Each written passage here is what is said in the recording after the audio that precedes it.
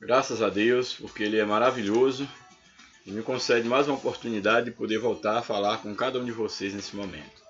Eu desejo que nesse momento a paz de Cristo esteja em cada coração, que você possa ter uma vida abençoada pela presença de Deus.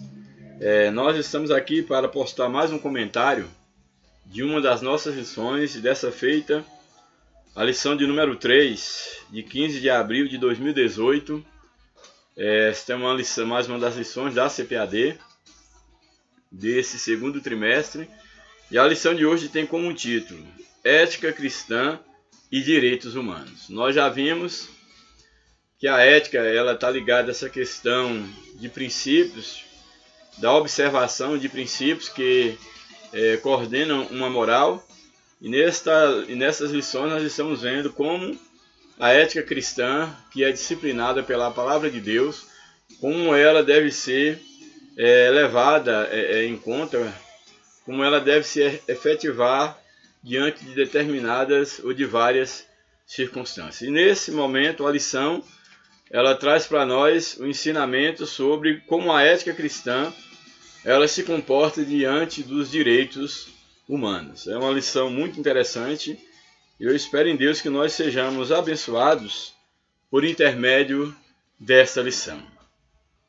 Bem, então aí temos o título da lição, repetindo, Ética Cristã e Direitos Humanos. Quanto à ética, nós já abordamos aí nas lições anteriores, falamos um pouco sobre a questão do conceito da ética, a ética como sendo uma fiscalizadora da moral e em sentido mais geral, a ética como uma ciência ou uma doutrina que cada sociedade, em que cada grupo social tem para poder fiscalizar os seus princípios, os seus valores morais. Portanto, assim, num sentido geral, nós temos ética como exatamente uma doutrina de valores, uma doutrina de princípios. E hoje nós faz parte desse tema, além da questão da ética, também a questão dos direitos humanos. E é interessante nós observarmos que nós vivemos num contexto onde, principalmente em nosso país, no Brasil, a questão dos direitos humanos tem ganhado uma conotação tanto quanto negativa, uma vez que se percebe que na prática aqueles órgãos que deveriam de fato estar lutando pelos direitos humanos, muitas das vezes são chamados de órgãos que defendem direitos de marginais. E aí numa leitura um pouco mais crítica, é como se esses órgãos eles defendessem direito daqueles que não são humanos. Pois, na verdade, ao falarmos da questão de direitos humanos, nós não podemos esquecer de algo fundamental que deve ser esclarecido, exatamente ligado à questão do que é ser um ser humano. Nós sabemos que essa é uma questão muito difícil de ser respondida, porém nós temos que minimamente nos voltar e nos questionar o que nos torna de fato ser humano. Porventura, será que nós nascemos humanos ou nós nos tornamos humanos? Porque muitas das vezes o que se percebe é que geralmente o conceito de ser humano está ligado só no âmbito da definição de humano, enquanto nome dado a um ser racional, que tem religiosidade, bípede, mamífero.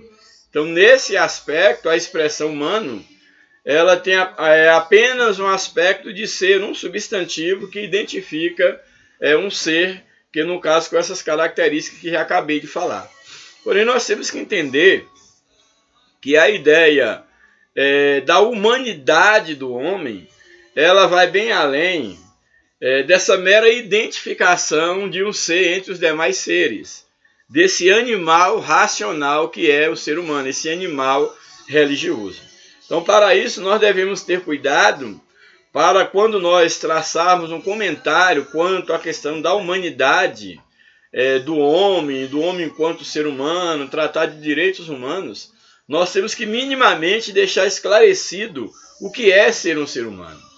Basta, por exemplo, nascer, basta ter a razão, basta ter um sentimento de religiosidade, basta ser um ser de cultura, basta isso para nos tornarmos de fato ser humano no verdadeiro sentido do relacionamento, no verdadeiro sentido de humanidade no seu mais profundo sentido?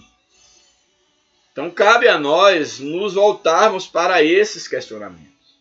E nós poderemos analisar que, de fato, a questão da humanidade do ser humano, ela tem se perdido. Então, nós poderíamos até fazer essa leitura, a seguinte leitura: o que seria a humanidade do humano? Num sentido mais filosófico, mais profundo. Então, temos esse indivíduo, esse ser que é chamado de ser humano, esse substantivo. E o que seria a humanidade do humano, do ser humano? Seja aquilo que seria, grosso modo dizendo, a essência do ser humano. Qual a humanidade do humano? Então essas perguntas, esses questionamentos, eles devem nos inquietar. Porque se nós formos perceber, se partirmos do princípio que a humanidade do humano está no tocante, por exemplo, a capacidade de se colocar no lugar do outro, de condoer-se pelo outro, essa capacidade de viver em sociedade, gerar uma sociedade onde todos busquem o bem coletivo, se nós tomarmos por princípio que essa alteridade, essa empatia é o que define a nossa humanidade, o ato de colocar no lugar do outro, então nós iríamos chegar à conclusão, então, que o que de fato define o ser humano não é a razão, mas seria, dentro dessa leitura, seria o coração, tomando o coração no sentido do afeto, do amor, do colocar-se no lugar do outro. Isso seria a marca, ou seria a definição da humanidade do humano. Essa capacidade de se colocar no lugar do outro. Essa capacidade de desenvolver a alteridade, de desenvolver a empatia. Seria num sentido mais profundo o aspecto da humanidade do humano. Então nós temos que, de fato, estar com essas questões resolvidas, porque muitas das vezes nós percebemos que seres humanos, eles fazem coisas, tomam atitudes em relação ao seu semelhante, que nem um animal irracional, desprovido do senso religioso, faria o que muitos seres humanos fazem. Então aí nós temos que parar para para fazer uma autoanálise e ver qual a condição de fato de humano. O que é ser um ser humano? Aí pode-se questionar, por exemplo, o homem ele nasce humano nesse verdadeiro sentido da palavra ou ele se torna humano? Por exemplo, nós temos a história, nos relata o caso das meninas lobos, por exemplo, isso você pode pesquisar na internet. E aquelas meninas, se não me falha a memória, Mala e Cabala, uma coisa assim, mas essas meninas conhecidas como meninas lobos, essas meninas elas foram encontradas, e até então, antes de serem encontradas, elas eram criadas por lobos. E aquelas crianças, elas não manifestavam nada que as identificasse com o ser humano no sentido daqueles elementos mínimos que se espera de um ser humano. E elas, tirado do contato, no caso do lobo, ou dos lobos que as criaram, e colocando em contato com o ser humano, uma delas morre logo muito cedo e outra morre anos mais tarde. Mas o que chama a atenção nesse episódio, nessa narrativa, é que aquelas crianças, elas não tinham traço de humanos.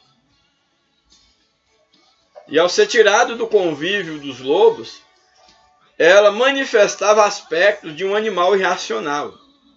o grunhido, a questão da maneira de andar, a própria alimentação. Isso é importante para a nossa reflexão, por quê? Porque nós observamos que o ser humano é o único ser vivo que não nasce pronto para a vida. O ser humano, ele quando recém-nascido e até os primeiros anos de vida, ele depende totalmente de outro para poder se desenvolver, para sobreviver. É como se durante esses primeiros anos de vida, esse ser humano que começou a ser gerado, a ser formado no ventre, e aí depois dos 9 meses, se for o caso, ele continuar se desenvolvendo, se formando pós-maternidade. Porque se você pegar uma criança recém-nascida, por exemplo, e não dar o alimento na sua boca, não ter todo aquele cuidado, ela não sobreviverá. Diferente de muitos animais que bem cedo, ao serem paridos pelas mães, eles já têm aquele instinto de procurar o alimento, e muitos já começam, já se viram na vida, podemos dizer assim, já bem cedo. Não é o caso do ser humano. Isso só estou falando em relação à questão da sobrevivência, quanto à questão alimentar. Que envolve também, é claro, a questão da proteção. Mas em se tratando da questão da adaptação, do desenvolvimento em sociedade, é uma questão ainda bem mais séria. Que nós percebemos que nós nos tornamos seres sociáveis, nós desenvolvemos a nossa humanidade no contato com outros humanos. E a depender do grupo que nós frequentarmos, do grupo em que nós formos inseridos desde cedo, nós vamos desenvolver as características, as manifestações culturais, sociais, religiosas e as manifestações de humanidade a partir do grupo no qual nós estivermos inseridos. Então, diante dessa reflexão, pode surgir a indagação. Nascemos seres humanos nesse sentido profundo, da alteridade de aprender a ser diferente, a não ser um mero animal? Ou de fato nós já nascemos seres humanos? Ou esse título ser humano é apenas um substantivo dado a essa espécie de animal, cuja definição ou cujo diferencial seria ser portador de uma razão, ser um ser cultural, um ser político, um ser religioso? Então eu penso que dentro de um contexto um tanto mais profundo, um tanto mais ético, antropológico, sociocultural, filosófico, o indivíduo ou o ser humano, ele tem uma responsabilidade de desenvolver essa sua humanidade no relacionamento, no convívio com outros seres humanos. Então é na relação com outros seres humanos, é dentro desse âmbito de convivência, dentro dessa conjuntura com outros seres humanos, que o homem tem a oportunidade de revelar a sua humanidade a partir desse contexto.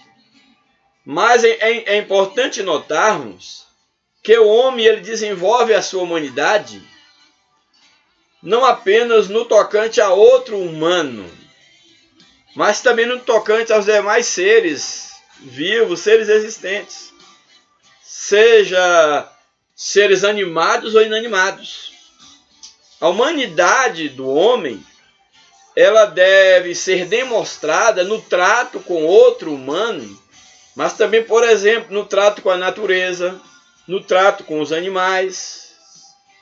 Então percebe-se que a questão da humanidade do homem ela é algo bem mais profundo do que meramente uma substantivação. Então, num sentido mais profundo, o homem deveria buscar o verdadeiro sentido da sua humanidade. O que torna um humano humano, o que é a humanidade do humano, poderíamos dizer assim. Porque nós vamos perceber, por exemplo, na linguagem comum, no senso comum no dia a dia, nós sabemos que quando o indivíduo ele pratica coisas que são absurdas a um ser humano, nós costumamos dizer que essa pessoa é uma pessoa desumana. Por exemplo, um pai tirar a vida de um filho, ou um filho tirar a vida de um pai. Isso é uma atitude que todos fazem a leitura, uma atitude desumana. Tirar a vida de outro ser humano, principalmente, é uma atitude desumana, como também o é maltratar um animal. Porém, nós observamos que todos nós repudiamos atitudes como essas que acabei de citar, como sendo atitudes desumanas. Alguém que age dessa forma, nós o predicamos como pessoas desumanas, mas nós não paramos para refletir o que de fato, então, seria ser um ser humano. Porque muitas das vezes nós nos descuidamos do verdadeiro sentido do que é ser humano, e só esses casos extremos de uma atitude reprovável, nós mesmo sem analisarmos profundamente, nós chamamos essas atitudes de indigna de um ser humano. E essas pessoas são taxadas como pessoas não humanas, desumanas. Então, dentro desse aspecto prático e dentro da complexidade que é esse ser vivo, que é o homem, que nós chamado de ser humano, nós deveríamos parar um pouco para refletir no que de fato nos torna humanos. Nascemos humanos ou nos tornamos humanos na companhia de outros humanos que esboçam atitudes inerentes a esse indivíduo chamado ser humano, e que se espera que com a convivência nós nos tornemos de fato ser humano. No mínimo, nós temos que entender que o homem, dentro de um âmbito filosófico, ele é um ser em formação. Ele está sendo, ou seja, cada dia, se tornando aquilo que ele é ou aquilo que ele deve ser. Então, nesse estágio, nesse processo do vir a ser, do se tornar, do estar se tornando, nós poderemos então refletir sobre a questão da humanidade do homem.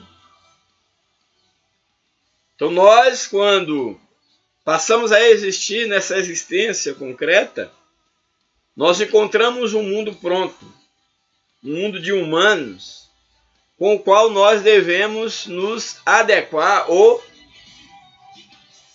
minimamente falando, encontramos um mundo pronto e que nós devemos aprender a desenvolver as características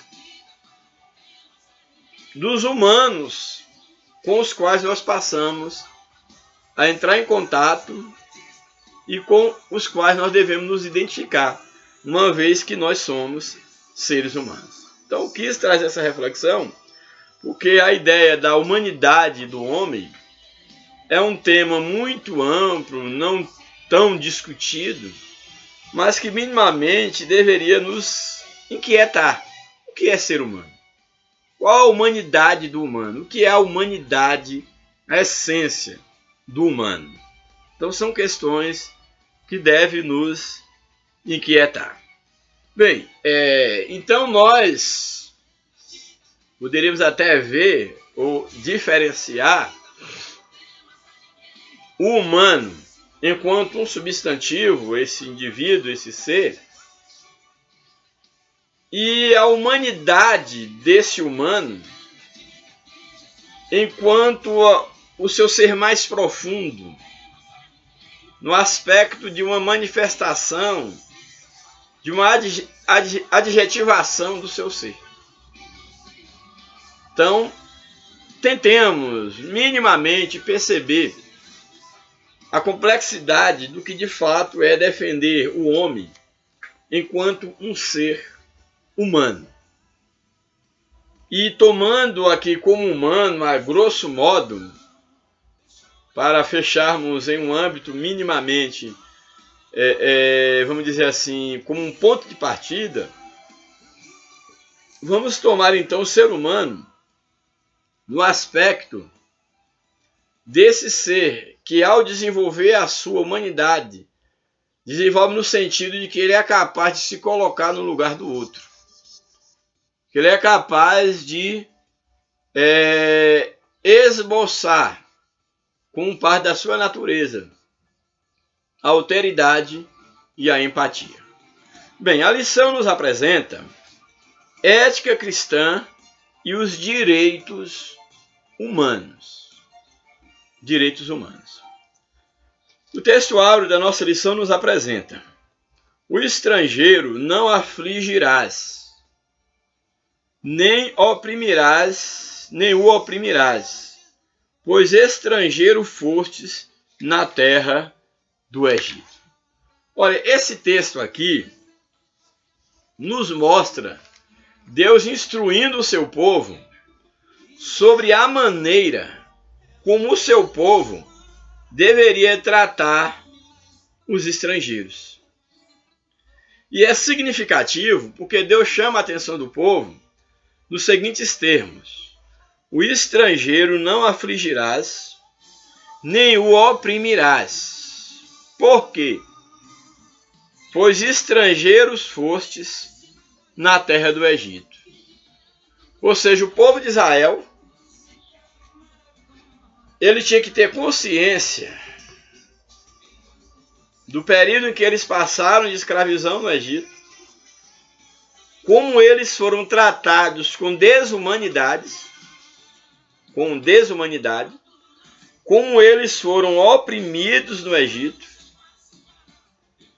Eles não deveriam esquecer disso para que eles pudessem usar de humanidade com os seus inimigos e com os estrangeiros, em especial nesse contexto com os estrangeiros.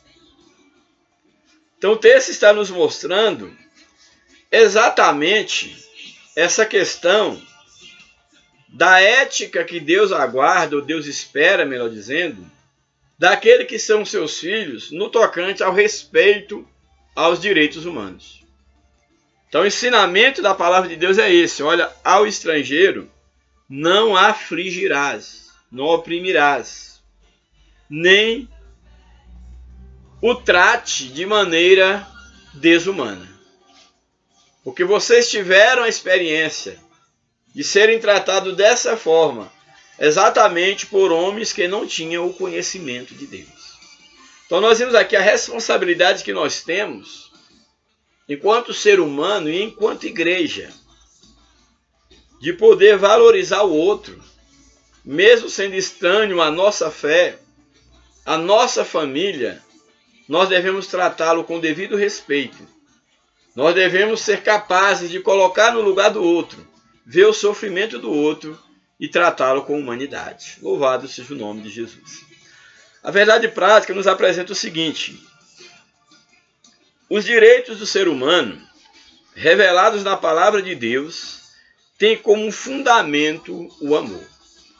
Olha aqui o comentarista, ele nos traz na verdade prática algo muito importante, que os direitos do ser humano são revelados na palavra de Deus, tendo como fundamento o amor.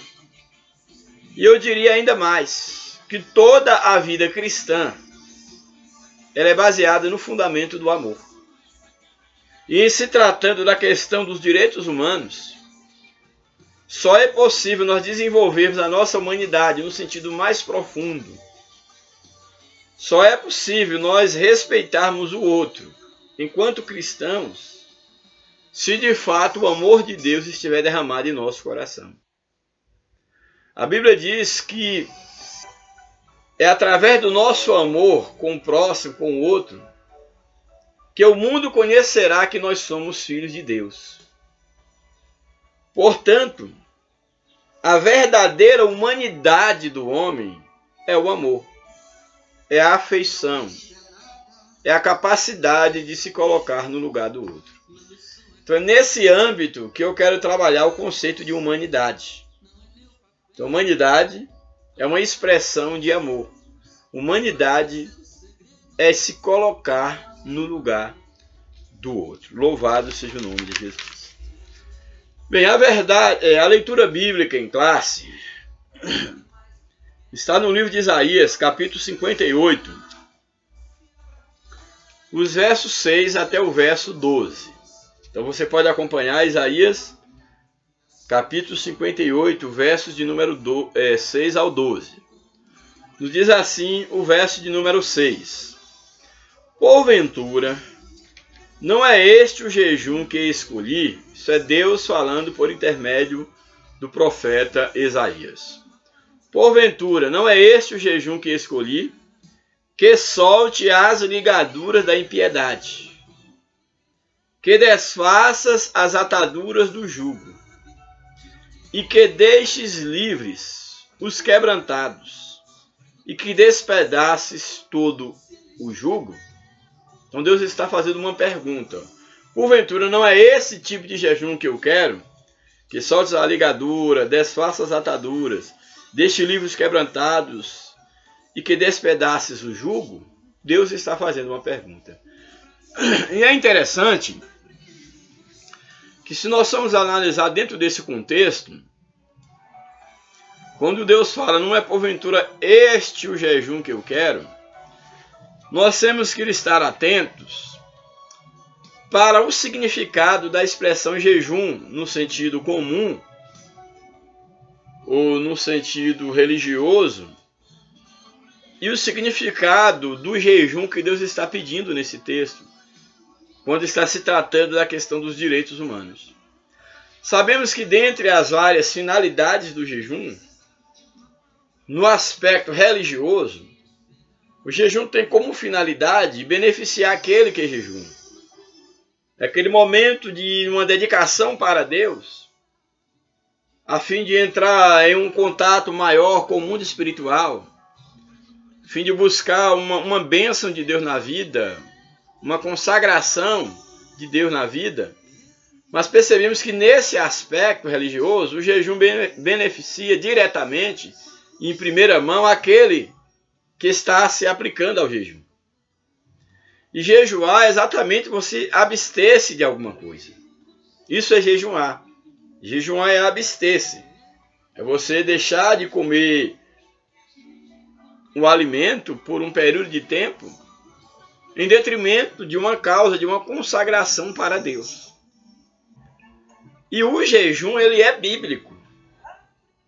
Porém, aqui Deus está trazendo uma repreensão para o seu povo, mostrando uma reprovação em relação ao jejum religioso,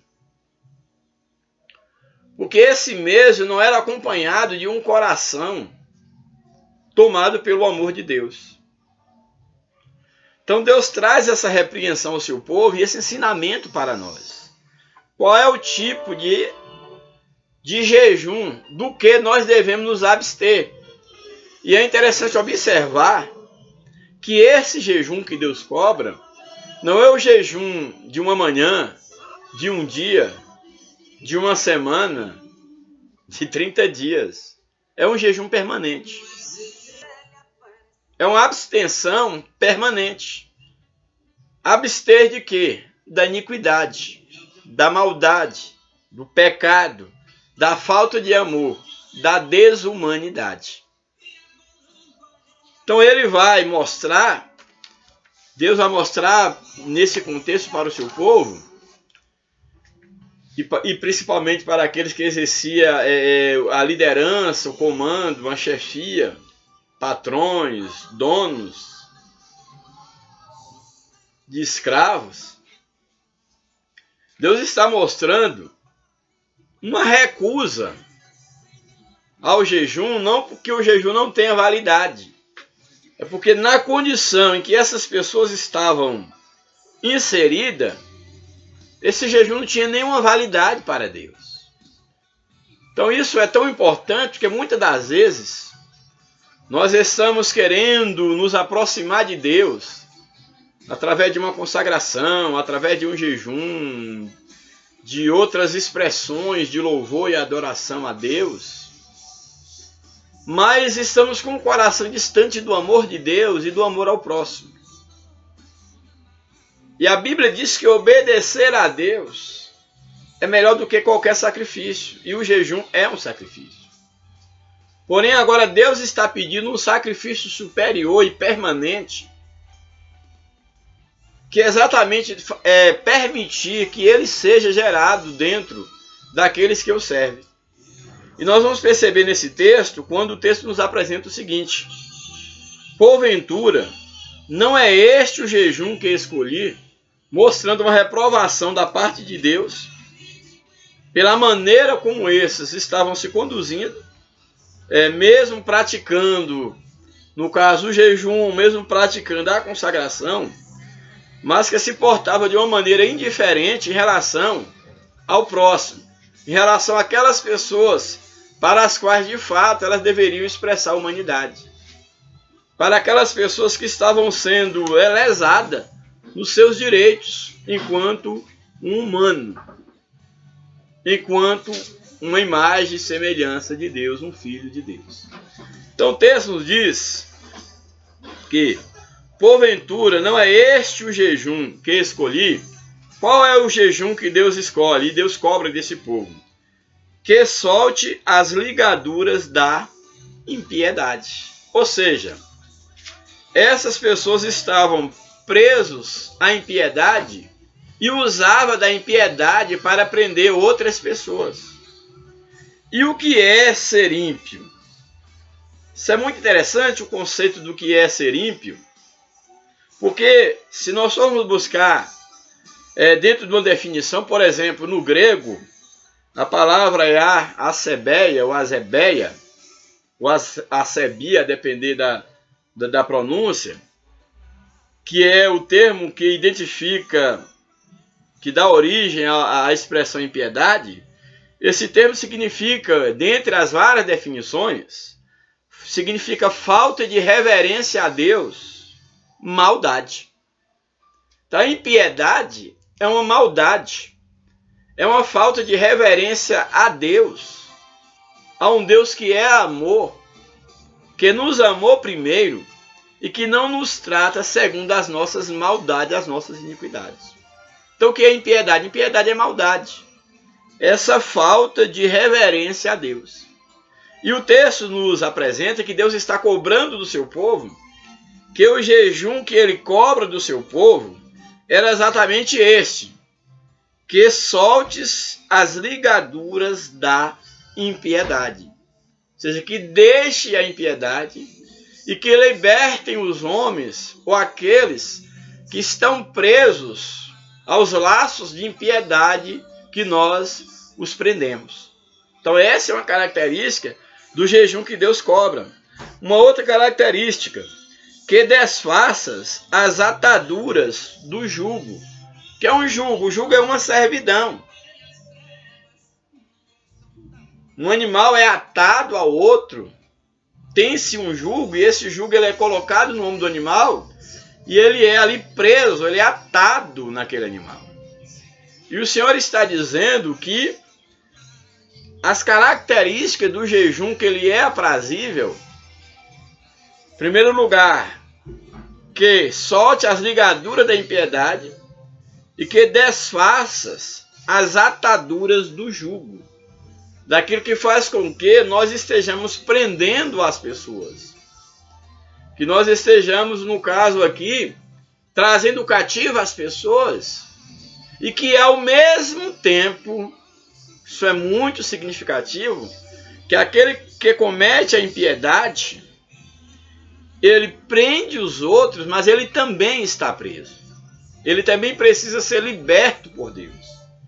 Então, essa característica do jejum é que se desfaça as ataduras do jugo colocado sobre outros, para que nós também sejamos libertos por Deus do jugo do pecado, que nos domina a ponto de querermos dominar outras pessoas. Louvado seja o nome de Jesus. E aí ele prossegue, Deus prossegue na definição desse jejum que ele requer do seu povo. E que deixes livres os quebrantados, os desprotegidos, aqueles que não têm mais com que se apegar, estão quebrantados, imobilizados, impedidos de dar um passo à frente. Que deixes livres os quebrantados e que despedaças todo o jugo. Então aqui essa última parte aqui é uma espécie de uma retomada de todas as definições, os meandros do jejum que Deus pede. E em síntese, esse jejum é que despedaces todo o jugo, ou seja, toda forma de opressão. Jugo aqui fala de opressão, de falta de amor. Então Deus ensina que o que Ele quer do seu povo é que pratique a justiça, pratique o amor. Esse é o jejum. Esse é o louvor que Deus espera do seu povo. O verso de número 7 diz: porventura, não é também que repartas o teu pão com o faminto? Aí falando do jejum. Então o jejum que Deus cobra, continuando, não é porventura também que repartas o teu pão com um faminto? É interessante aqui observarmos que a ideia aqui do repartir, ela é significativa. Por quê?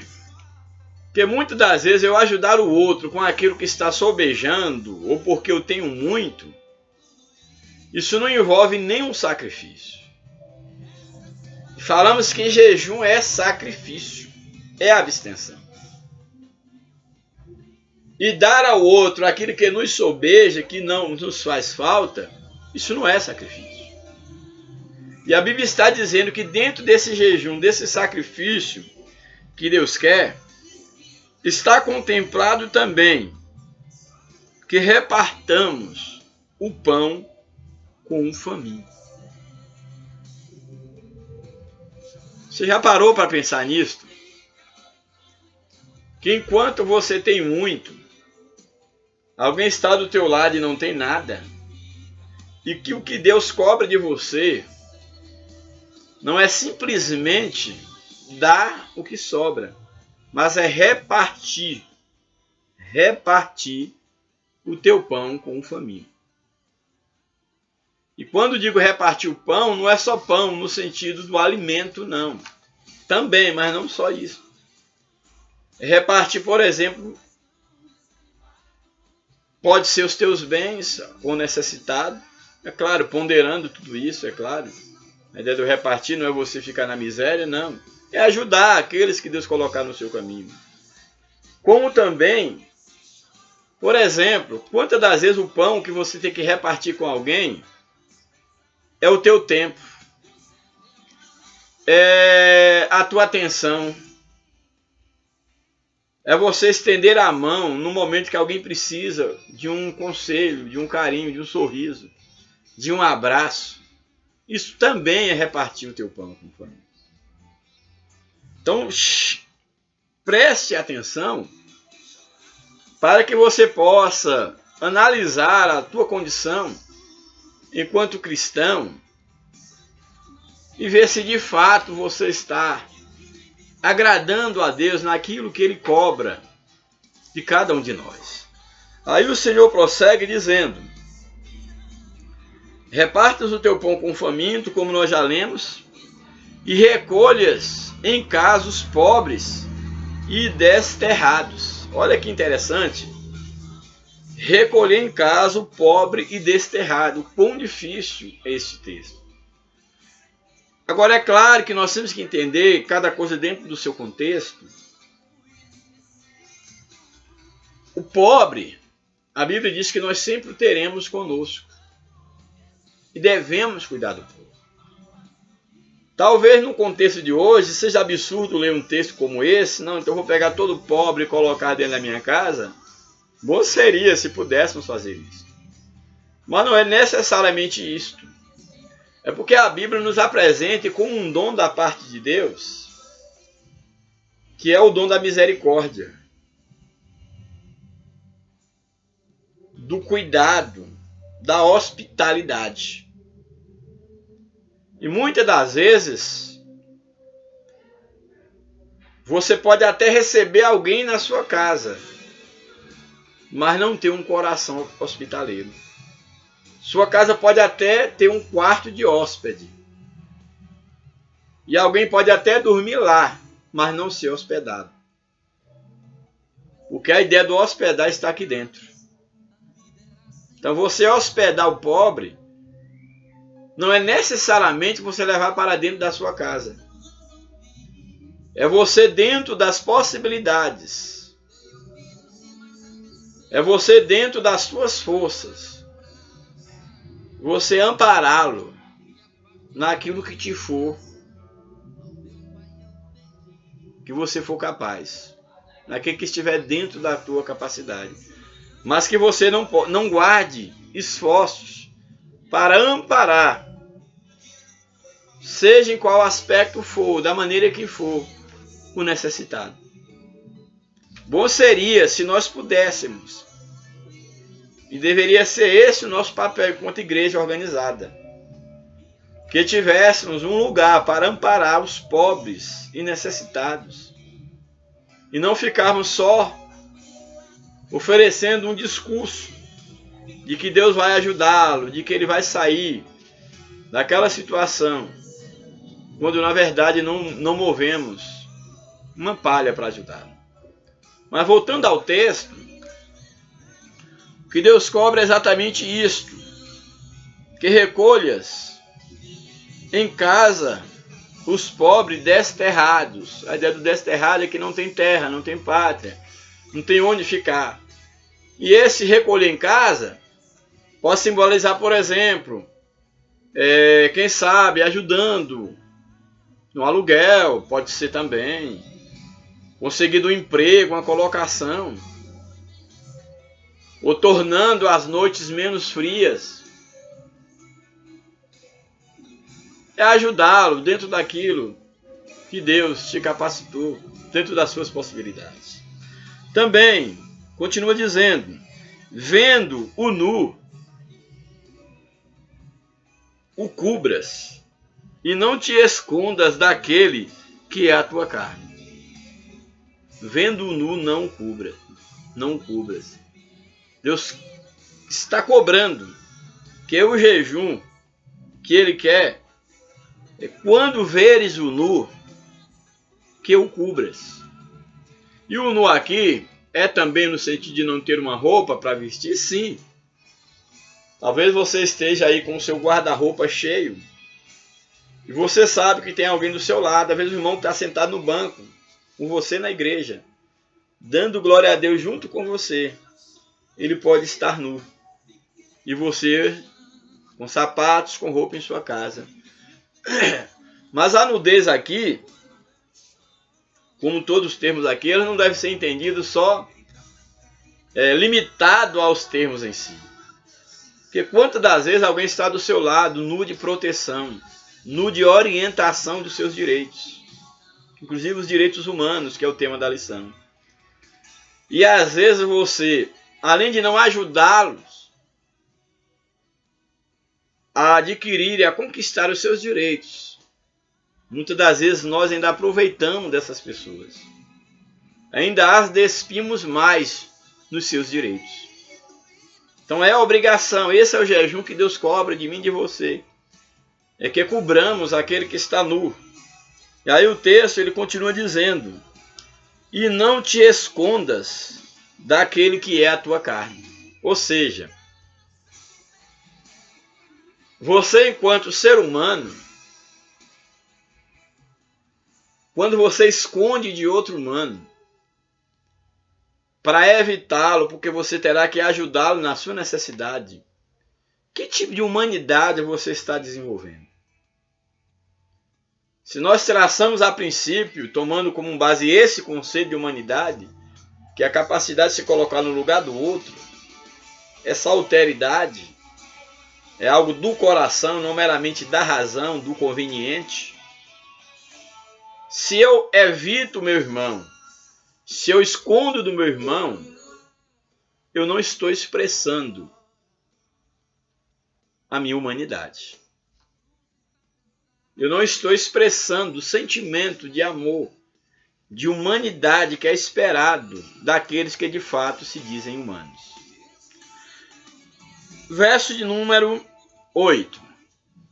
Então, aí o profeta está dizendo que, olha, se vocês oferecerem a Deus este jejum, qual é este jejum?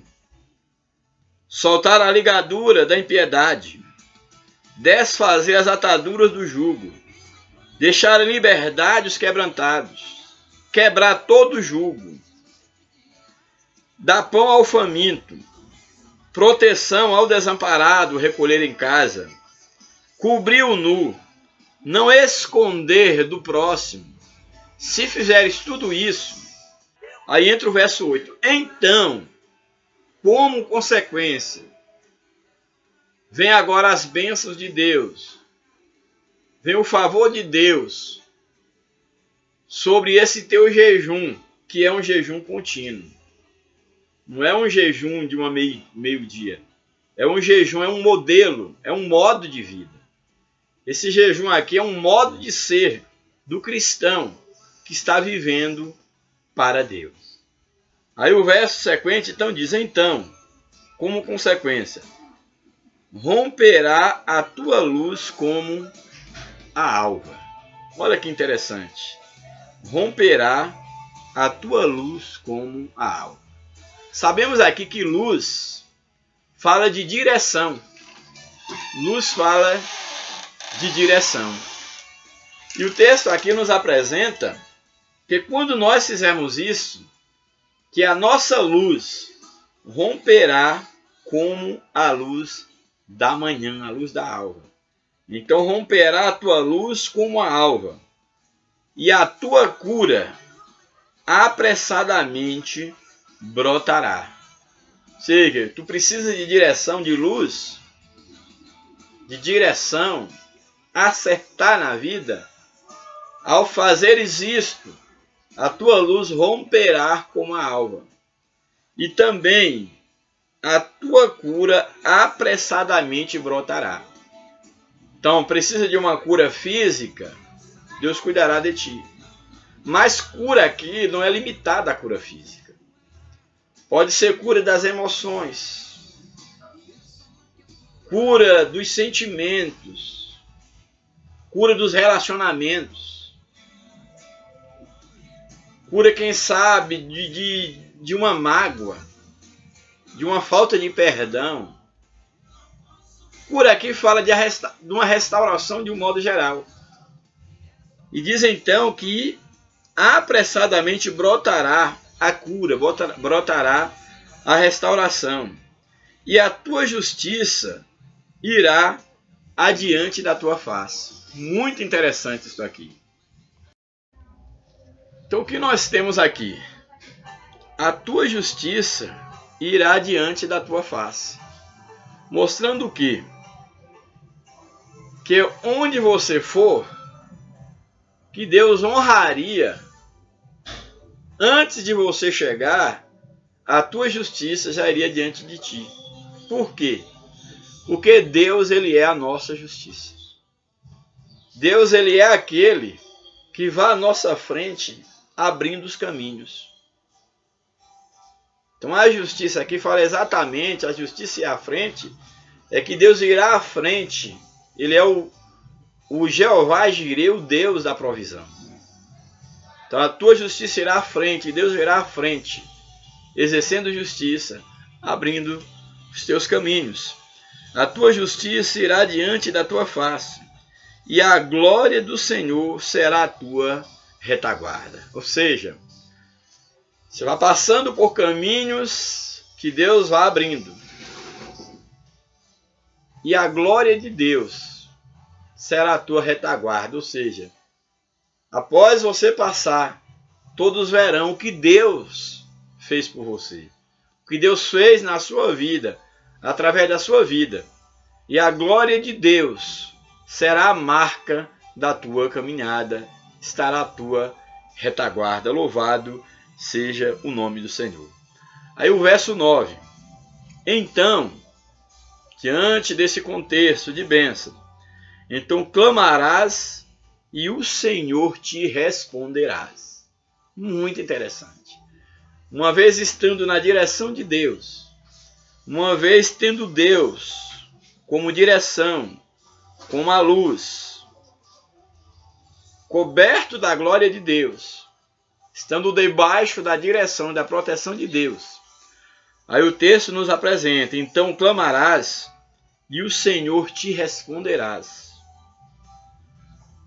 Gritarás e ele dirá, eis-me aqui. Acontecerá isso, se tirares do meio de ti o jugo, e o estender do dedo e o falar vaidade. Aqui o escritor, ele mostra a sequência das bênçãos, após ter a luz diretiva de Deus, a glória da justiça de Deus. Ele mostra que estará, estando nesse âmbito de direção, que o seu povo pode clamar ao Senhor, que vai ser ouvido. Quando gritar no momento de aperto, o Senhor vai dizer, eis-me aqui. Porém ele vai e retoma, mas não esqueça que tudo isso acontecerá condicionado a quê? Ele vai apresentar aí na sequência do verso 9. Acontecerá isso se tirares do meio de ti o jugo.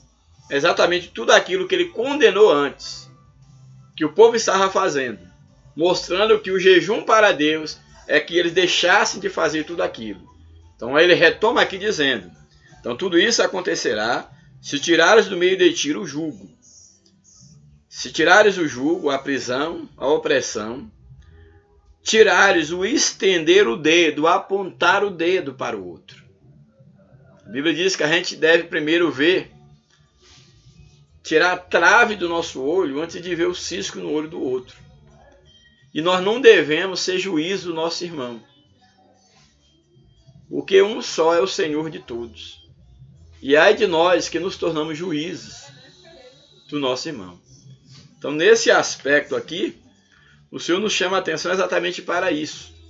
O cuidado de não estar estendendo o dedo para o irmão e o falar vaidade. O que é vaidade? Vaidade engloba tudo aquilo que é passageiro, inclusive a mentira que não se sustenta.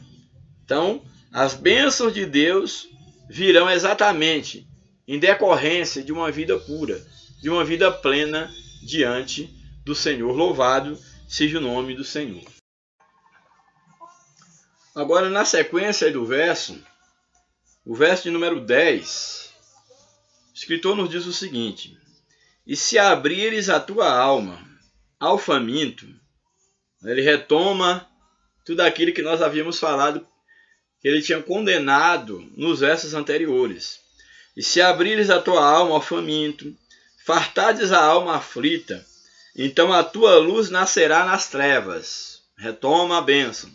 A tua luz nascerá nas trevas, a tua escuridão será como o meio-dia. A bênção de Deus te acompanhará. A tua luz nascerá nas trevas, e a tua escuridão será como o meio-dia. O verso 11. E o Senhor te guiará continuamente. O Senhor te guiará continuamente e fartará a tua alma em lugares secos. Ou seja, mesmo em lugares de dificuldade, contarás com a bênção de Deus, em lugares secos, que fala das dificuldades.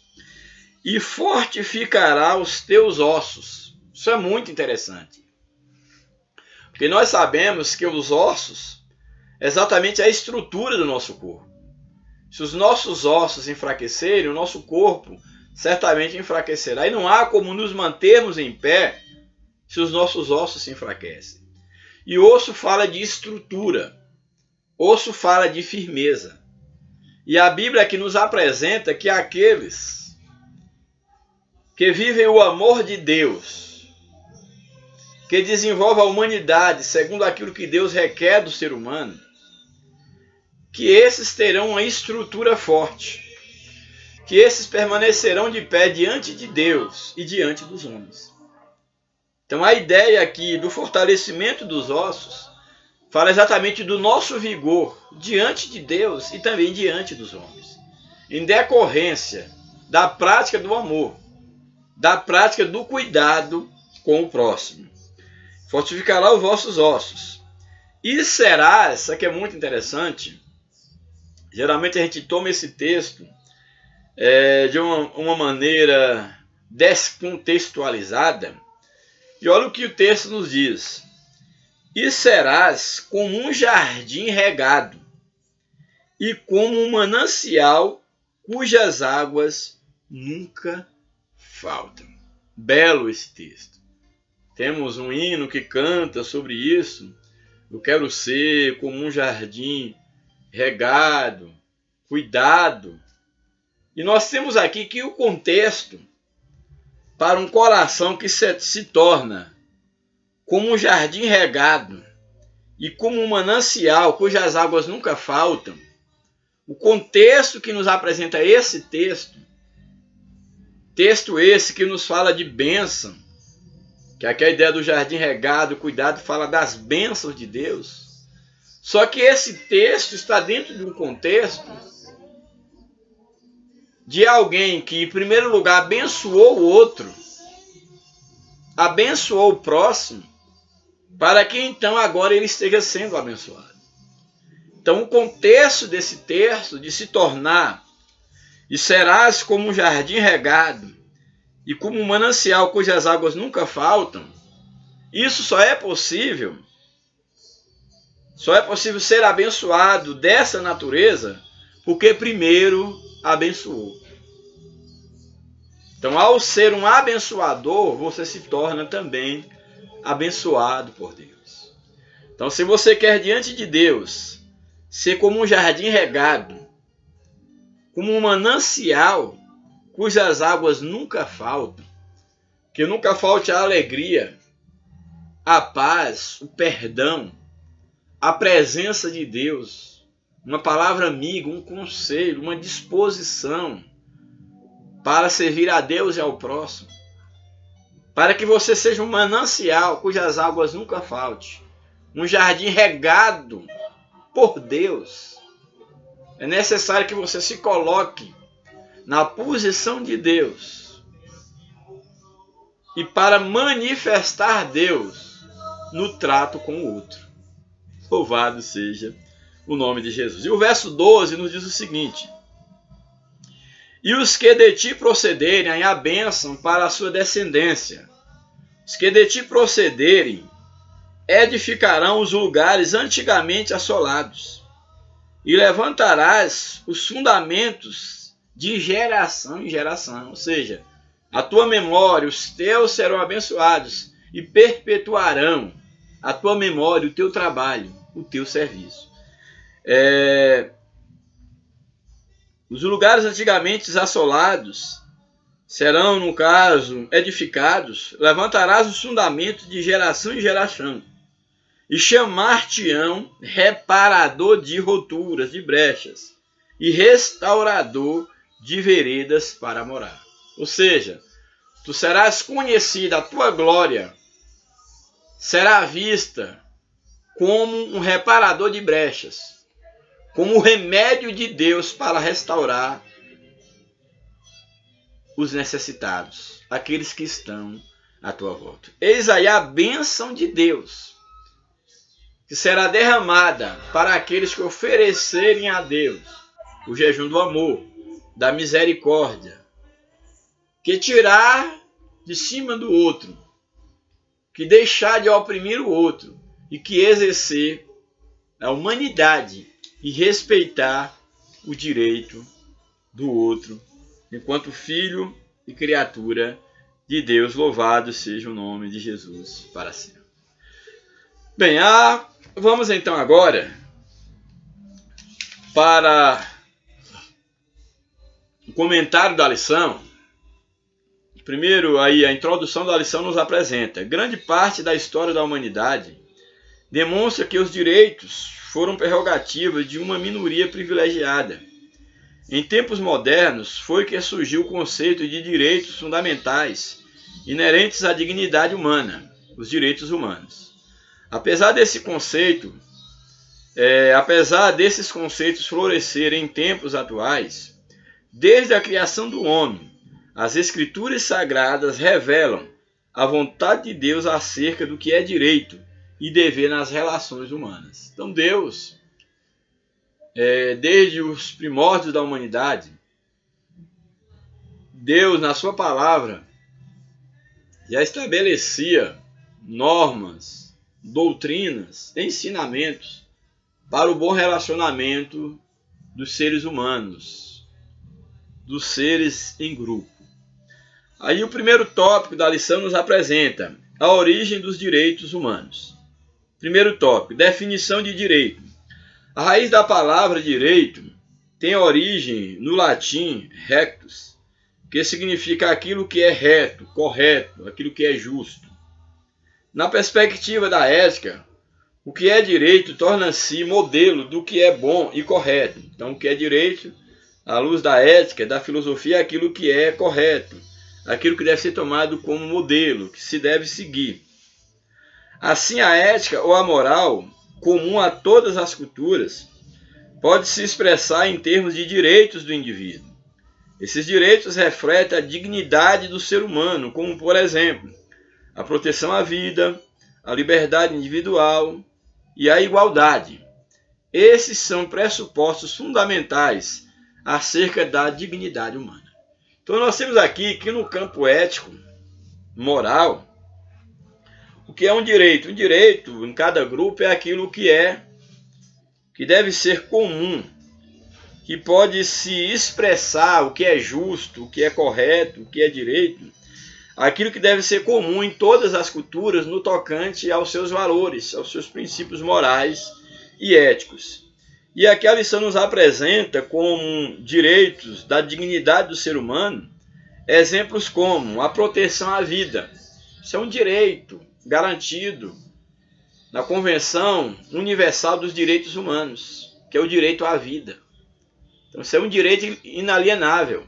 Então, o direito à vida, o direito à liberdade individual, à igualdade, pois todos nós somos iguais perante a lei. E isso não deve ser só no papel, mas diante de Deus, todos nós, principalmente diante da lei de Deus, todos nós somos iguais. Então, esses são os pressupostos fundamentais aí em relação à dignidade da pessoa humana. Subtópico 2. Declaração dos Direitos do Homem e do Cidadão. Promulgada pela primeira vez em 26 de agosto de 1789 em Paris, na França, essa declaração foi resultado da Revolução Francesa, que, inspirada pelo Iluminismo, elaborou 17 artigos proclamando a liberdade e a igualdade entre os indivíduos. Esses direitos passaram a ser considerados como universais, ou seja, válido para todos os homens em qualquer época ou lugar. Então nós temos aqui que na Declaração dos Direitos do Homem e do Cidadão, nós temos aqui exatamente nos apontando que há direitos universais e direitos que foram estabelecidos por lei, no caso aqui, dentro desse contexto moderno, a custo de muitas lutas. Aí nós temos aqui o exemplo da Revolução Francesa e do Iluminismo, dessa época do crescimento da racionalidade, da questão de levantar-se a bandeira dos direitos humanos, como todo ser humano sendo igual e tendo igualmente direitos. Então tudo isso exatamente para propor e para conscientizar os homens que todos os homens, em qualquer época, eles têm direitos que são fundamentais para a pessoa humana e para a cidadania em qualquer nação, em qualquer sociedade, para ser mais preciso. O subtópico 4, subtópico 3, melhor dizendo, nos apresenta Declaração Universal dos Direitos Humanos. Foi adotada em 10 de dezembro de 1948, após a Segunda Guerra Mundial, pela Organização das Nações Unidas, no caso a ONU.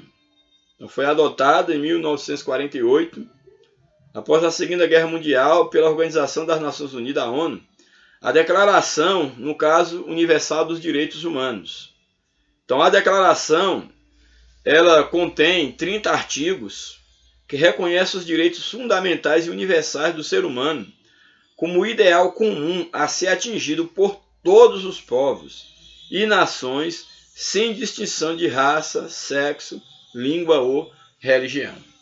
Então, a intenção da Declaração Universal dos Direitos Humanos é mostrar que todos os homens, em todas as épocas, têm direitos que eles são comuns e que eles devem ser respeitados. E o subtópico 4 nos apresenta direitos humanos no Brasil.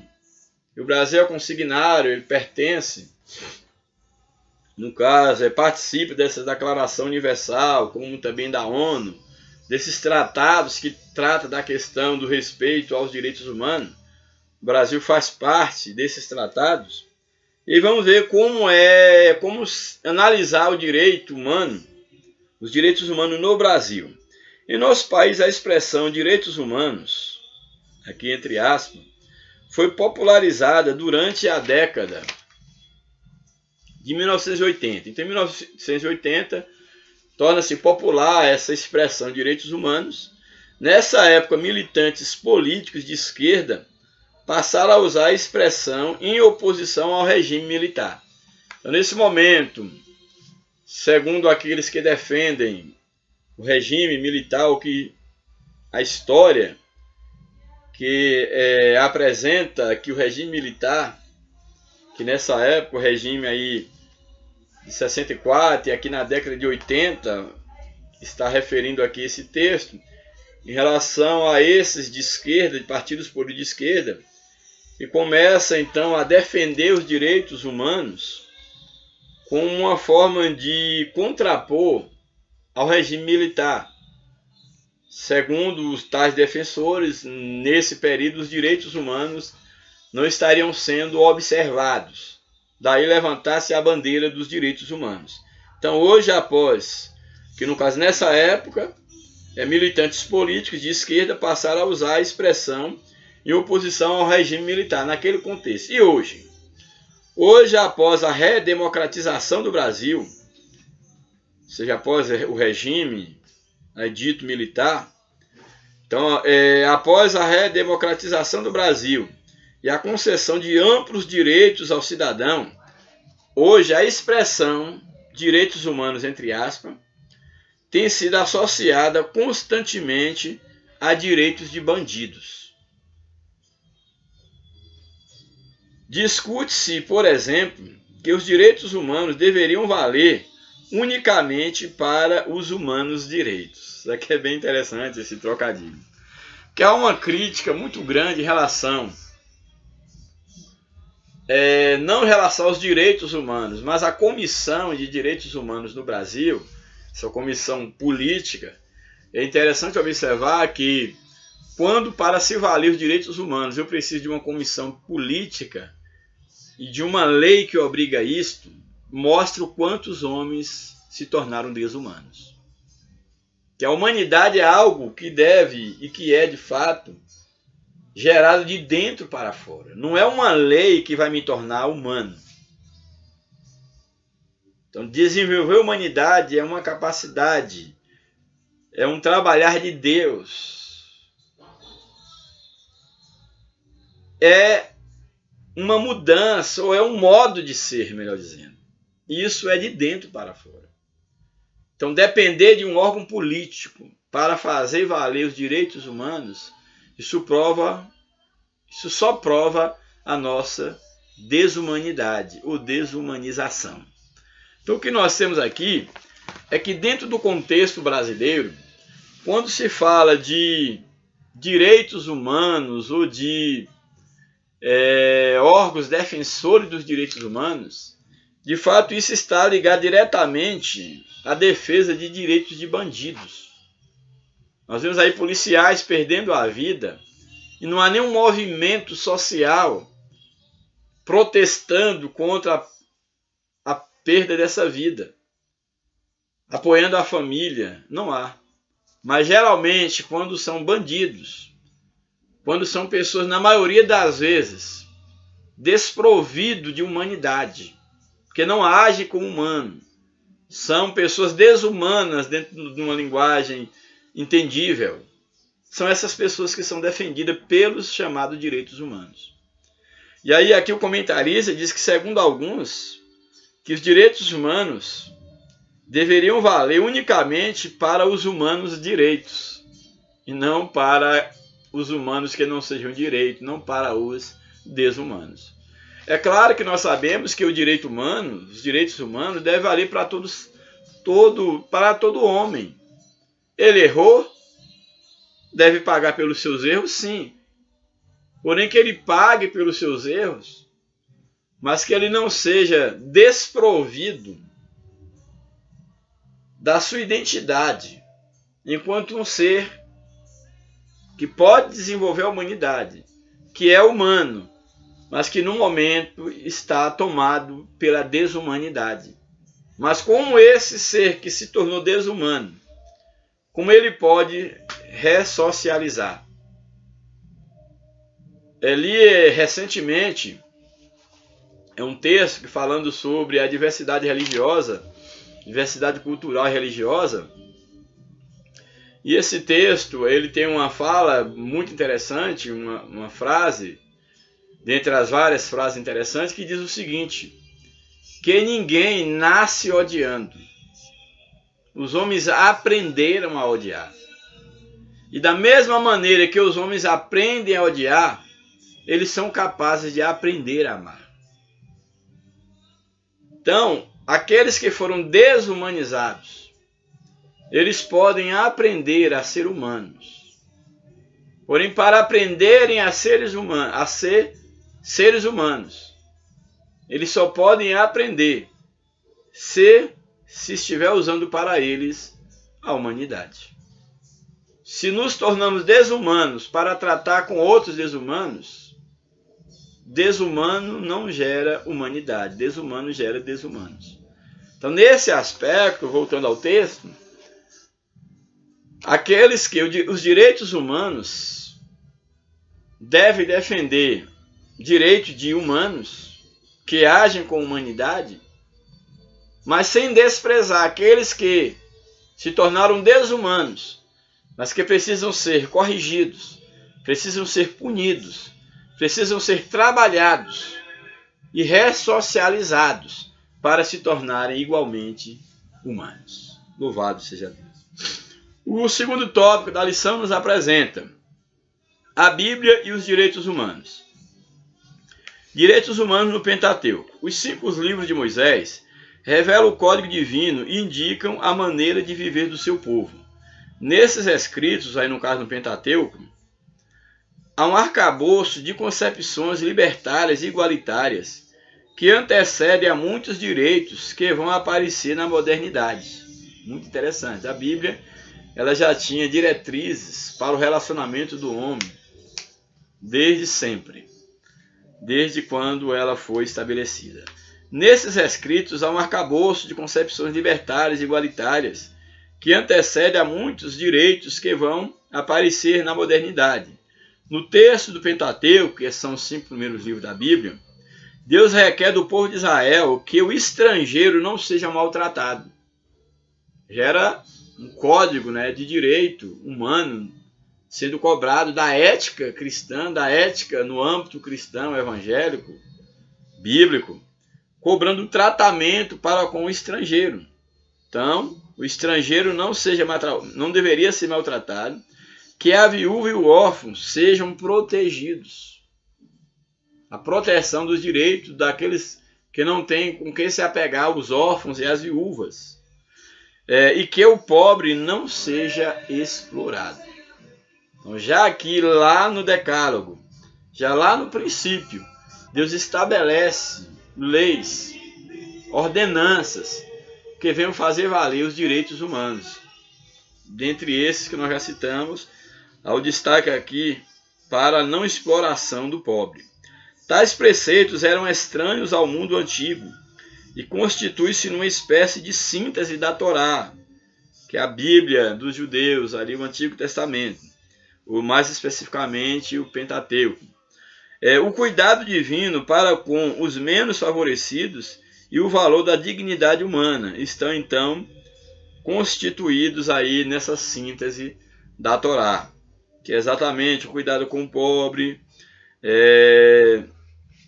não maltratar o estrangeiro, cuidar da viúva, do órfão. Então isso é uma síntese do que está na Torá. O subtópico 2, direitos humanos nos evangelhos. A gente viu direitos humanos no Antigo Testamento e aqui no Pentateuco. Direitos humanos nos evangelhos. A mensagem de Cristo presente nos evangelhos resume-se na prática do amor ao próximo. Amor a Deus e ao próximo. Então, a mensagem de Cristo no Novo Testamento, que é a verdadeira religião, se resume na prática do amor a Deus e o amor ao próximo. Durante o seu ministério, Jesus quebrou vários paradigmas da cultura dominante. Então Jesus ele foi um quebrador de paradigmas, exatamente porque ele veio para executar o amor, para exercer o ministério, era o ministério do amor, da restauração. Então ele quebrou muitos paradigmas durante seu ministério, muitos paradigmas culturais. Quando é que ele quebrou esses paradigmas? Ao curar no sábado. Não podia fazer nenhuma obra no sábado. Então, ao curar no sábado, Cristo colocou a dignidade humana acima do legalismo. Havia todo um legalismo, uma lei que proibia fazer alguma coisa no sábado. Mas Cristo valorizou o humano, que é superior ao sábado, superior à lei. E o próprio Jesus diz que o sábado foi feito por causa do homem, não o homem por causa do sábado. Então Jesus dignifica o homem curando no sábado. Também ao conversar com uma samaritana, ele enquanto chefe religioso era proibido conversar com uma mulher e muito menos uma samaritana. E o tipo da samaritana que ele estava conversando. Então Jesus, ao conversar com a samaritana, Cristo se opôs ao preconceito étnico. Os judeus não falavam com o samaritano. E outros preconceitos também religiosos. Então nós temos aí também ao jantar na casa de Levi, o publicano, considerado um chefe do publicano, um pecador. Então, ao jantar com Levi, o publicano, Cristo rechaçou a atitude discriminatória, mostrando que ele não discrimina ninguém. Não é porque não era um judeu puro, porque era um publicano, porque era um inimigo do seu próprio povo. Deus não o rejeita. Mas Deus, então, ele entra em contato com um pecador, com um publicano. Também, aqui na sequência do texto, ao receber e abençoar os meninos, Cristo defendeu os direitos das crianças. Então é interessante. No ministério de Jesus, todos foram valorizados. Da criança ao adulto. Jesus, ele era Senhor. Ele era Deus das crianças. Adolescentes, jovens, senhores, senhoras. Isso é muito importante porque é o modelo de liderança para nós, para todos aqueles que exercem liderança, que você deve se dar bem, você deve ser líder de todos. Isso faz parte do processo de uma liderança humanitária, de ser humano, de respeitar os direitos humanos e o direito do homem se aproximar de Deus. Então Jesus, ele no Evangelho mostra como os direitos do homem como um todo eram tratados por Jesus. Então, ele recebeu e abençoou criança. Então Cristo estava defendendo o direito das crianças. Assim, a palavra de Deus mostra que a fé cristã não está dissociada das necessidades humanas. A verdadeira fé cristã, a ética cristã, ela é baseada no respeito aos direitos do homem como um todo, às necessidades humanas. Subtópico 3. Direitos humanos em Paulo. Em suas cartas, o apóstolo dos gentios reconhece o direito de igualdade entre as raças, as classes sociais e o gênero. Isso aqui é muito interessante. Quando Paulo ele reconhece os direitos de igualdade entre raças, classes sociais e gênero.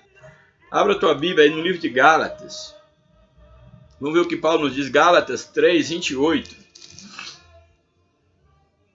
Gálatas 3, 28. Isso aqui é muito interessante. Gálatas 3, verso 28.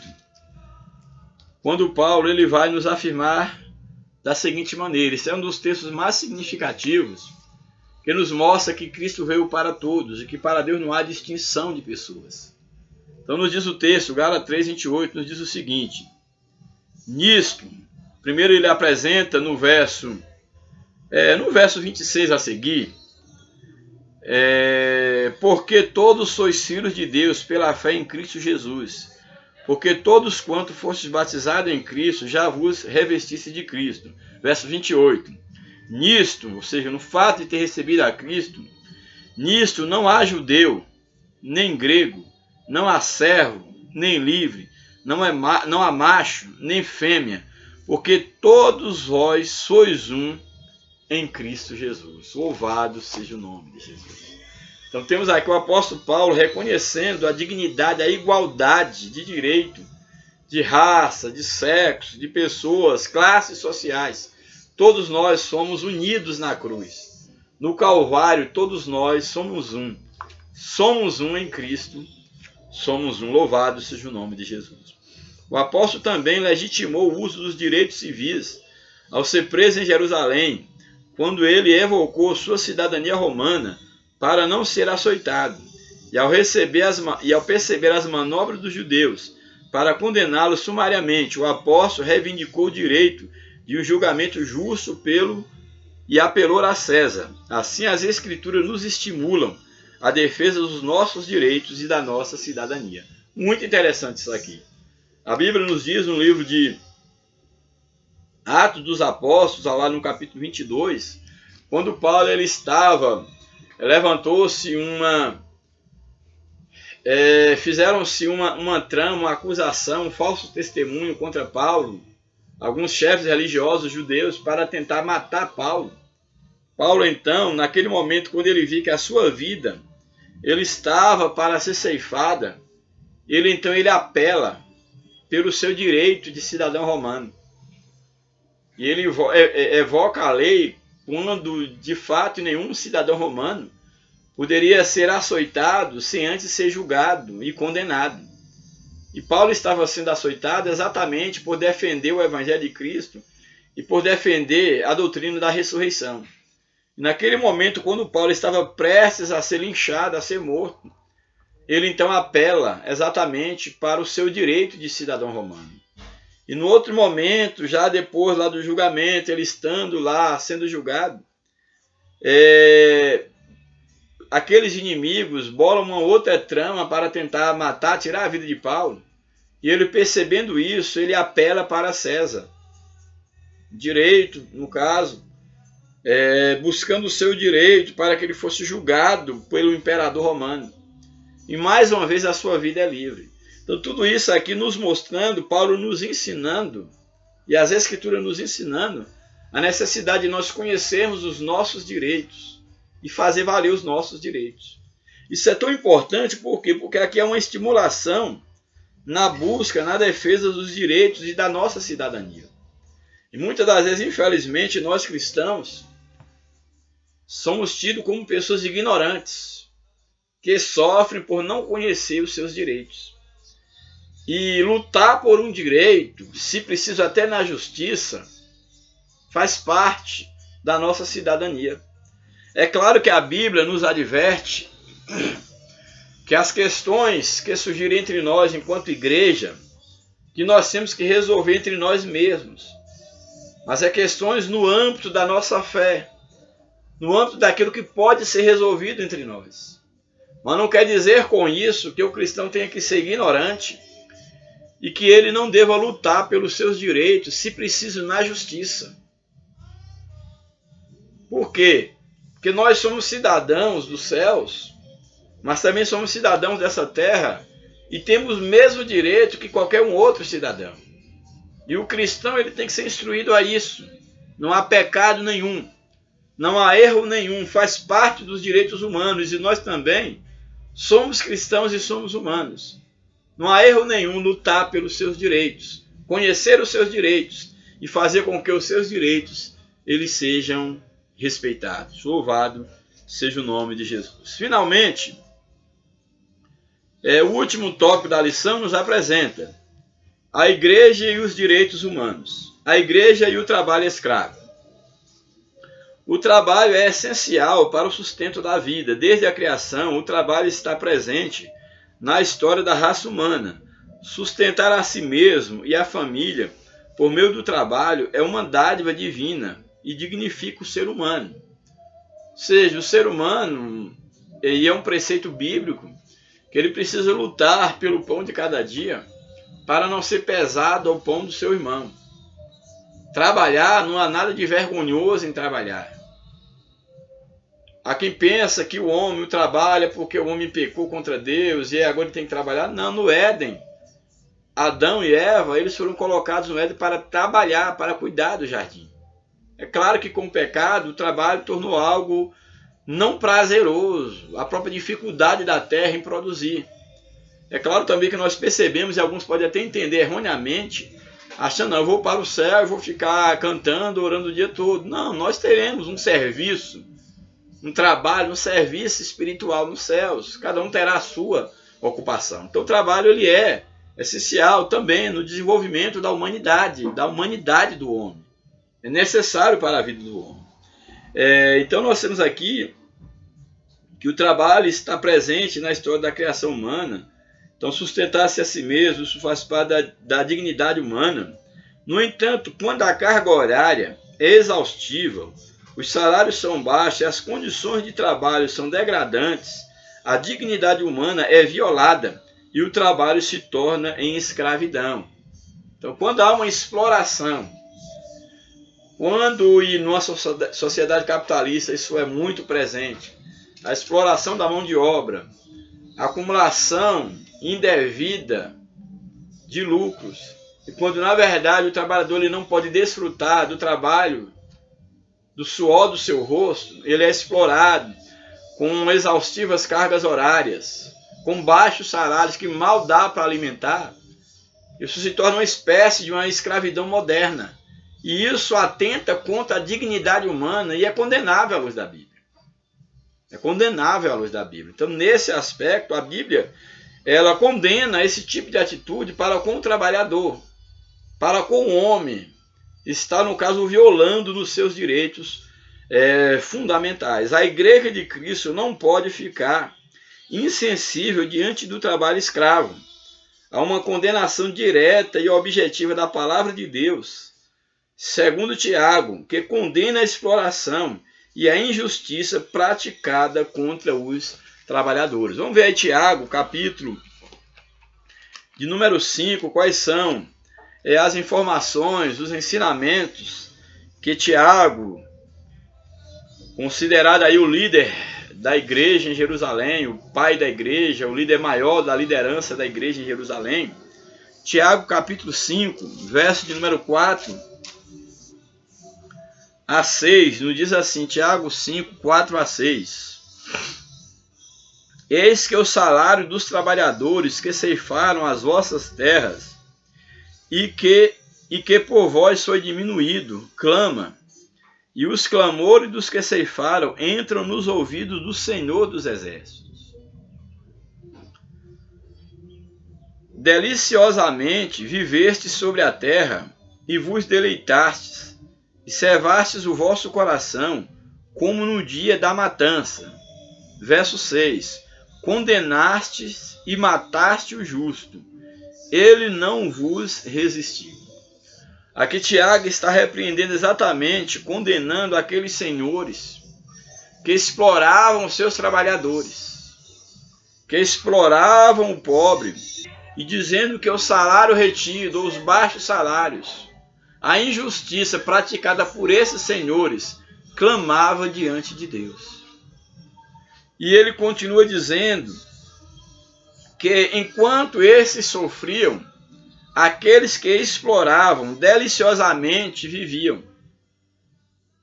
Vivia deliciosamente sobre a terra, deleitando, comendo, fala, servaste o coração na bebida, nos prazeres, como num dia de matança, comemorando uma guerra, uma vitória, e condenaste, como nesse dia de matança, em que uns comemoram a vitória e outros a derrota, condenastes e mataste o justo, ele não vos resistiu. Então aqui é um protesto e uma reprovação da palavra de Deus contra aqueles que exploram os trabalhadores. E você que é cristão, que é evangélico, quem sabe um patrão, um empresário, a palavra de Deus é a nossa carta magna. E mesmo você que não é cristão, Deus há de te chamar um dia a responsabilidade de como você tem exercido a sua mordomia naquilo que Deus permitiu que você tenha.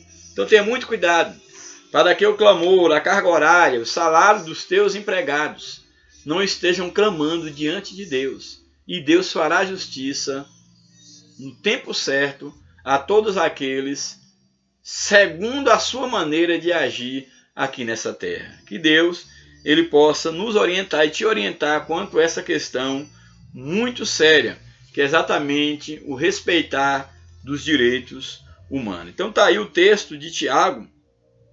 O texto é muito instrutivo e que nos serve de advertência no nosso comportamento. Como a igreja ela deve relacionar-se com o trabalho escravo, condenando, protestando. E como o patrão, aquele que não é cristão, deve se ver à luz da palavra de Deus. E você que é cristão deve se conduzir à luz do Evangelho. Segundo subtópico, a igreja e os prisioneiros. Em 2014, o Conselho Nacional de Justiça, CNJ, do Brasil, divulgou que a nossa população carcerária, isso em 2014, era de 563.526 pessoas. Então imagine 563.526 presos era a população em 2014. Poucas cidades no Brasil têm esse número de habitantes.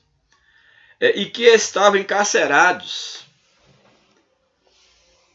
200.000 desses 563.626, 206.307 prisioneiros estavam além da capacidade. Sim, desses 563.266.307 mil prisioneiros era além do que comportava nesses presídios. Além do número de vagas que comportavam.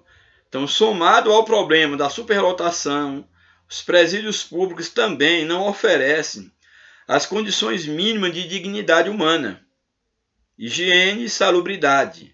Nosso índice de reincidência no crime é de 70%, o que demonstra a ineficácia do Estado na ressocialização dos prisioneiros. A igreja não pode negligenciar o seu papel de visitar e evangelizar os encarcerados.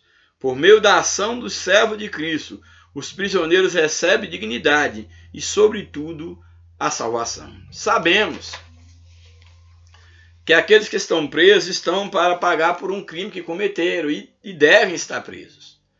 Porém, eles não deixam de ser um ser humano, apesar de não estarem desenvolvendo a sua humanidade. Mas a ressocialização desses indivíduos ela só é possível quando é mostrado para eles um tratamento humano e não um tratamento desumano. Então a superlotação, a questão da higiene, tudo isso faz parte do processo de ressocialização. Que se promova, por exemplo, cursos profissionalizantes, que capacitem esses homens e mulheres ao saírem dos presídios, das prisões, que os capacitem a achar uma colocação no mercado de trabalho ou trabalharem por conta própria. Mas o que acontece dentro do contexto atual, como nos traz aqui o comentarista, nos traz o dado, que cerca de 70% daqueles que são presos ao saírem voltam para a vida do crime, são reincidentes. Exatamente porque não há um processo humanizado de ressocialização dessas pessoas. E é o papel da igreja exatamente visitar essas pessoas, evangelizar os encarcerados, fazer um trabalho que poucos querem fazer, para que esses indivíduos eles se sintam amados, valorizados, para que a autoestima seja restaurada, que eles se sintam novamente restaurados no seu processo de humanização e, acima de tudo, que eles encontrem Cristo, que é o restaurador, que é o principal interessado na libertação e restauração dessas pessoas. Finalmente, o último subtópico, a igreja e o problema social. Os principais problemas sociais do Brasil são o desemprego, a precariedade de moradia, a saúde, a falta de saúde, melhor dizendo, a lição fala saúde, seria a falta de saúde, ou problemas na saúde, é a falta de segurança, não a segurança, mas a falta de segurança, a falta de educação e não a educação. Então esses são outros problemas afetam o Brasil. Como resultado de que tudo isso, a questão, por exemplo, do desemprego, da precariedade, da moradia, a questão da falta de saúde e o problema no atendimento da saúde, a questão da falta de segurança, os problemas na educação, em sala de aula, alunos totalmente sem referência familiar, desajustados. Aqui o comentarista ele apresenta que, como responsável, então, como resultado da ineficiência do Estado, os índices de violência e de criminalidade aumentam cada dia mais. Concordo em parte com o comentarista, porque apenas o Estado é culpado.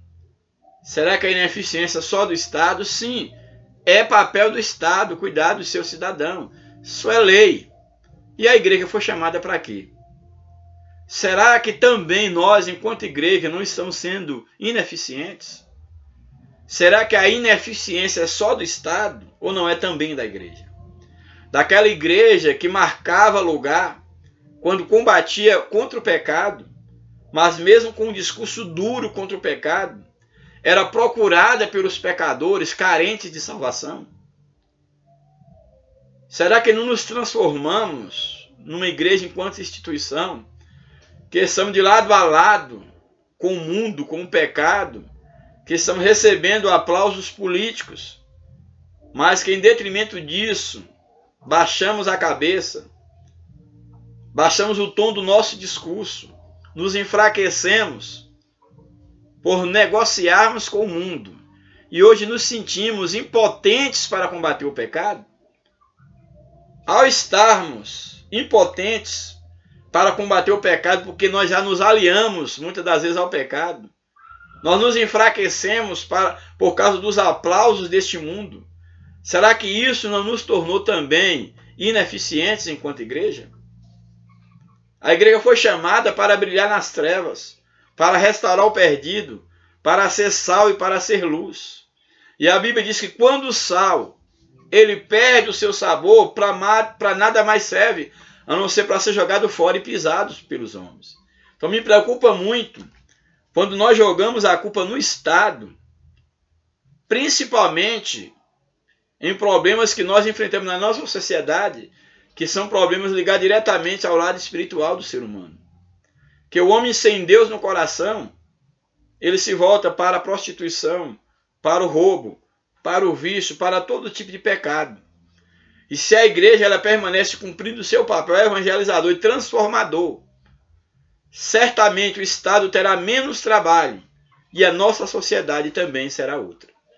Então, pondero aqui a afirmação do comentarista.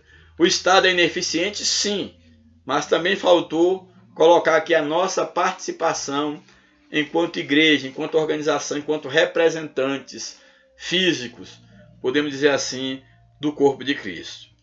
É consenso que tais problemas são agravados pelo desvio de verbas públicas, por meio da nefasta prática da corrupção. Corrupção. O problema do Brasil é um problema moral. E a igreja, ela foi trabalhada, ela foi chamada para exatamente atacar o homem no seu problema moral, falta de valores, princípios, temor de Deus. E se o nosso país ele se tornou um modelo de corrupção lá fora, é porque perdemos a moral, perdemos princípios. E onde estava a igreja? E onde está a igreja?